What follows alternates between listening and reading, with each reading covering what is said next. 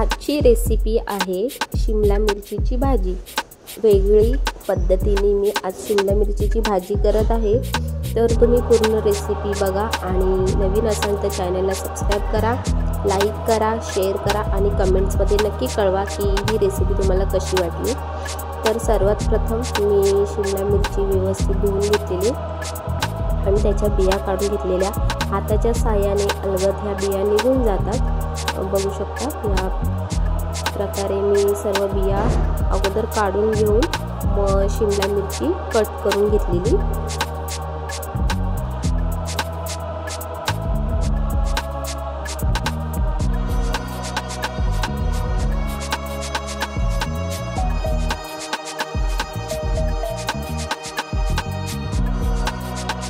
शिमला मिरचीची 2 ते 3 भाग करून मोठे मोठे मी म्हणजे शिमला मिरची कट करून घेतलेली। ह्या साईजमध्ये कट केलेल्या।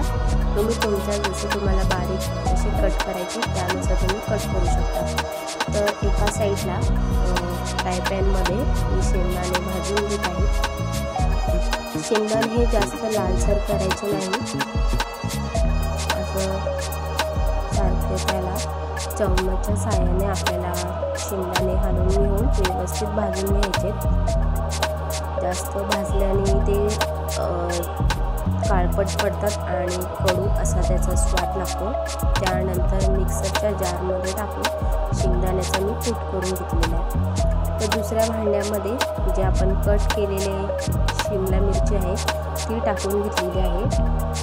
2 मी कांदा चिरून घेतलेला आहे। यामध्ये बारीक ज्या आकाराचा तुम्हाला कांदा चिरून घ्यायचा आहे त्या आकाराने कांदा चिरून घ्यायचा आहे। त्यानंतर जे शेंगदाण्याचं कूट वाटण केलेलं ते ह्यामध्ये टाकून घेतलेलं आहे। त्यानंतर आपल्याला मसाले ॲड करून घ्यायचे आहेत। चवीनुसार मीठ टाकून घ्यायचं आहे।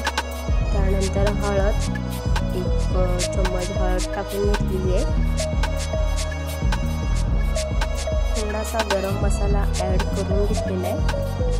त्यानंतर किचन किंग मसाला ॲड केला आहे आणि तुमच्या चवीनुसार ह्यामध्ये लाल मिरची पावडर टाकून घेतली। आता हे सर्व मिश्रण आपल्याला मिक्स व्यवस्थित करून घ्यायचं आहे, जेणेकरून पूर्ण भाजीला मॅरिनेट झालं पाहिजे।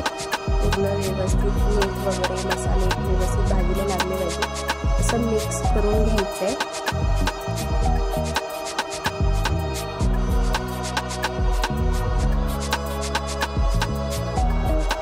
तर मी चम्मचच्या साहाय्याने हे व्यवस्थित मिक्स करून घेतलेलं आहे। पूर्ण भाज्यांना देखील लागलेला आहे सर्व मसाला, शेंगदाण्याचं कूट वगैरे।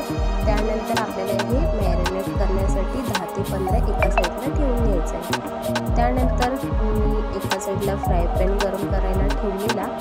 तो फ्राय पॅन गरम झाल्याच्या नंतर त्यामध्ये आपल्याला तेल टाकून घ्यायचं आहे। नंतर जिरे टाकून घ्यायचे, जिरे तडतडून घ्यायचे। त्यानंतर आपल्याला कढीपत्ता टाकून घ्यायचा आहे। कढीपत्ता देखील चांगला तडतडून घ्यायचा आहे। त्यानंतर 3 ते 4 आपल्याला हिरव्या मिरच्या ह्यामध्ये बारीक चिरून तेलात फ्राय करून घ्यायचं आहे।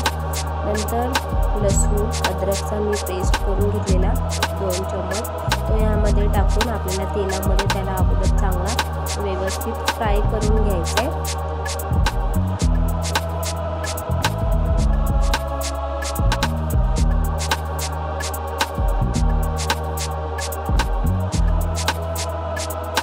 जर तुम्हाला ह्यामध्ये बटाट्याचा वापर करायचा असेल तर करू शकता। जर बटाटे तुम्ही खात नसाल तर तुम्ही हे नाही टाकलं तरी चालेल, ऑप्शनल आहे। तर मी पातळ बटाटे 2 बटाटे पातळ चिरून घेतली ती आपल्याला 2 ते 3 मिनिटं तेलामध्ये चांगली फ्राय करून घ्यायची। चांगले झाकण ठेवून याला फ्राय करून घेतलेलं।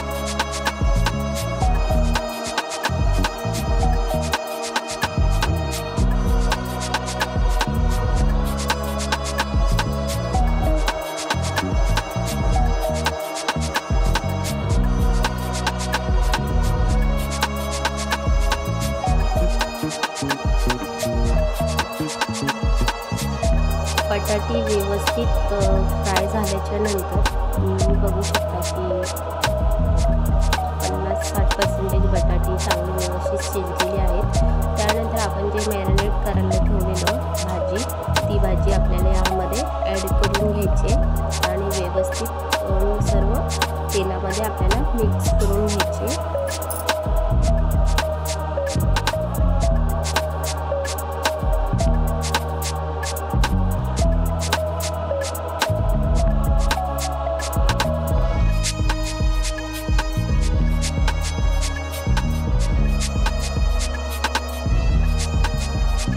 सर्व भाजी एकत्र चांगली मिक्स करून झाल्याच्या नंतर त्यामध्ये आपल्याला दही किंवा ताकाचा वापर करायचा आहे।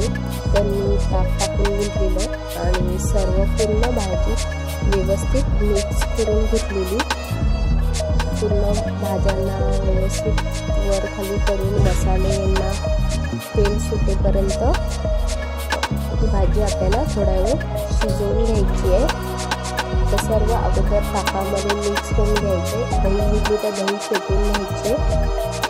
सर्व मसाले ताक वगैरे मिक्स करून घेतलं। त्याच्यावरती 2-4 मिनटं झाकण ठेवून शिजवायला ठेवलेली। 2-4 मिनटाच्या नंतर तुम्ही भाजी बघू शकता अधूनमधून आपल्याला ढवळून घ्यायचे, वर खाली करून घ्यायचे, जेणेकरून सर्व भाजी व्यवस्थित शिजली पाहिजे। तर 1-2 मिनिटांनी मी झाकण काढून व्यवस्थित मिक्स करून त्याच्यावरती पुन्हा झाकण ठेवून शिजायला ठेवली। स्लो फ्लेमवरती तुम्ही ठेवायची। तर तुम्ही बघू शकता की मसाल्यांना छान अशी तरी सुटलेली आहे। तर अशी झणझणीत आणि आंबट तिखट झणझणीत भाजी रेडी झालेली आहे। तर त्याचा सुगंध देखील मस्त घरात पसरलेला आणि भाजी देखील मस्त झालेली। तुम्ही एकदा ही नक्की भाजी ट्राय करा, तुम्हाला देखील आवडेल। तर वरून मी कोथिंबीर बारीक चिरून सर्व करून घेतलेली। तर आपली ही